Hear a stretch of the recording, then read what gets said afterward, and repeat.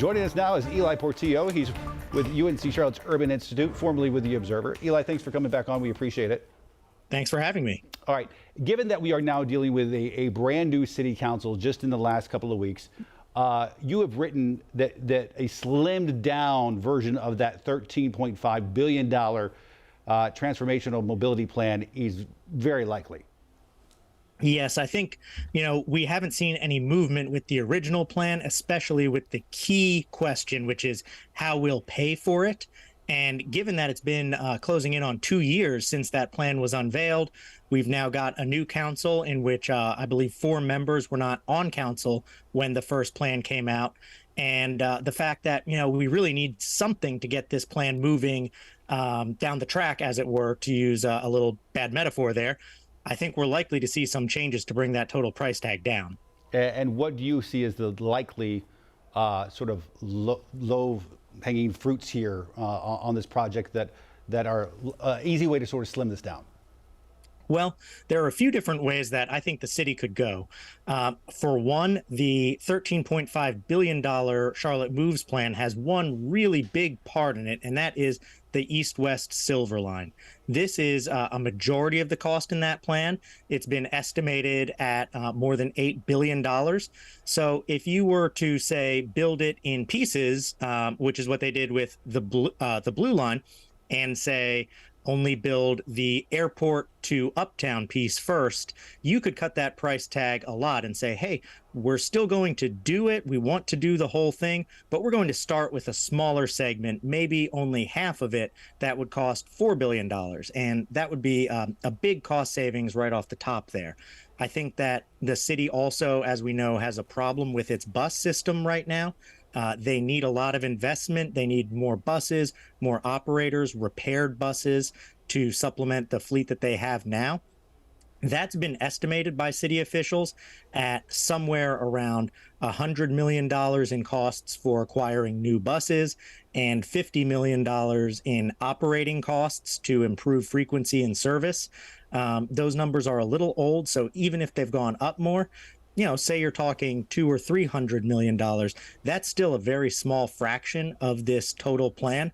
And I think you could definitely see a push to say, hey, we can't do everything we want to right now, but let's fix the bus system. We know that that's kind of a dire need, and we've got to take care of that.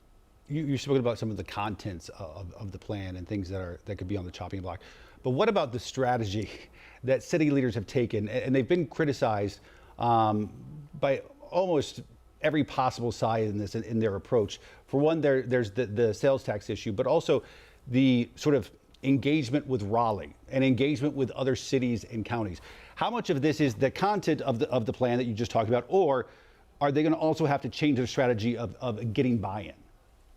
Well, it doesn't really matter what the content of the plan is if there's not money to pay for it. So I think that that's going to be really crucial. Right now, the plan as it's envisioned would depend on a 1-cent sales tax, which the city needs permission from the General Assembly to put on the ballot for local voter approval. They have not approached Raleigh formally for that and asked. As we know, city politics are largely dominated by Democrats in Charlotte. Raleigh, of course, the General Assembly is Republican majority. So there's been some question about, hey, even if the city makes a really good case, will the legislature let them do this?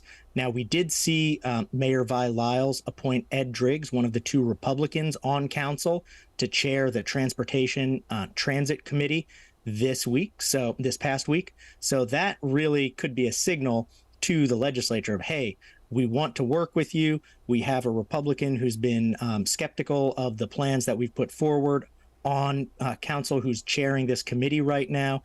And, we think that we can really work with you. Look, here's an olive branch, so to speak. On the other hand, there's also the question of regional buy-in that you mentioned. The Silver Line, as envisioned, would eventually stretch all the way from Gaston through Charlotte, Mecklenburg to Union County.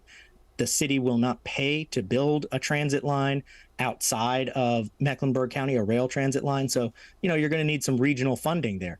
There's also an initiative to create a regional bus system that the Central Liner Regional Council is heading. That's not going to happen without a regional funding source. And I think you could see a shift for the city to really engage with regional partners more and try to get them on board and say, hey, we want to get everyone on the train first and then agree how to fund it. Because right now, what we've got is really a plan that Charlotte has kind of put out and said, hey, this is our plan. Isn't it great? And the region has kind of, I think, shrugged so far. There's been enthusiasm in places like Gaston County for the idea of a rail line that would stretch to Charlotte, but no moves towards funding, providing dollars for that. A final question here. They've been criticized for their issues when it comes to staffing and delayed service. Can it build confidence so that all these stakeholders can trust in CATS, the agency, to carry out what is a sprawling plan? That's going to be a really big challenge.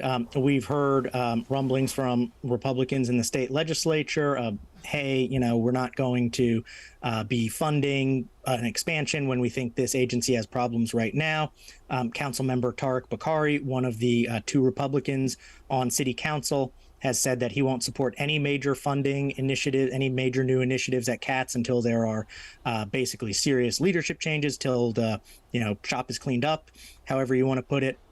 And I think that gets back to what the contents of this plan are, because, if Charlotte basically steps back and says, hey, we're not going to do this big plan right now. What we're going to do is say, fix the buses, build some greenways, fill in some sidewalk gaps, do a $2 to $4 billion plan. Still very significant, still a lot of money, but not this very expansive $13.5 billion plan. I think you could see a move to say, we're going to fix what we've got, we're going to add some greenways, do that stuff, and then build regional buy-in and figure out how we're going to fund things like the Silver Line, how we're going to make the Red Line happen, how we're going to do these really big ticket, multi-billion dollar items. All right, Eli Portillo. Eli, you always make us smarter when you come on. We appreciate it. Thanks for having me. All right, more Flashpoint after this.